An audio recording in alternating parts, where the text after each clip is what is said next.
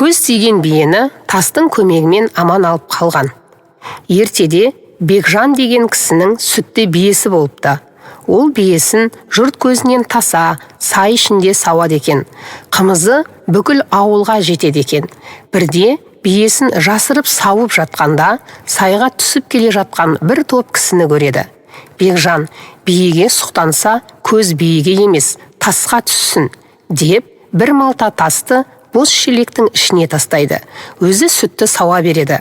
Аттылар жақындап келгенде орнынан тұрып, «Ассалаумағалейкум, жол болсын» деп сәлем береді. «Уағалейкум салам балам, манадан бері қарап келе жатырмыз.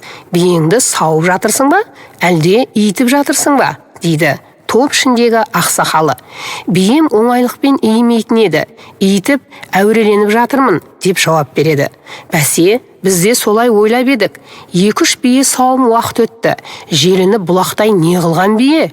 деп мына бір жас бала таңғалып келе жатыр еді.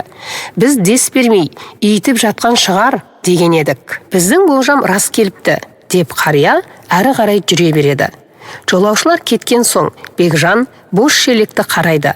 Малта тас ортасынан қақ бөлінген екен. Осылайша сұқ көз тасқа тиіп, бие аман қалыпты. Тіл тас шарады, тас шармаса бас шарады деген тәмсіл сөз осыдан қалған екен. Ел ішінде көз тисе тасқа тисін, болмаса өз басқа тисін.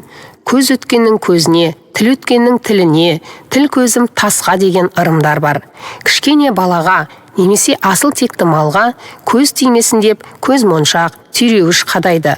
Ел сенімінде түйреуіш тосыннан келген көзді, тілді түйреп өтеді деген сенім бар. Енді бірі үйдің босағасына, көлігіне қызыл шүбірек байлайды. Діни аңыздарда қызыл түс Сүлеймен пайғамбардың жалауы болған деседі. Сүлеймен жын періге соғыс ашқанда қызыл жалау ұстайды екен. Қызыл тудан жын перінің қатты үрейі ұшыпты. Қазірге дейін қызыл түсті шүбірекке жоламайды екен деседі.